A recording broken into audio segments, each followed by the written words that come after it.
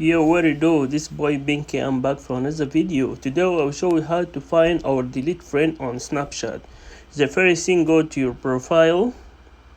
From profile, scroll down, go to my friends, and choose one you need to delete and hold it, like stone hold it, and go more, and go to remove friends. This is how to remove friends.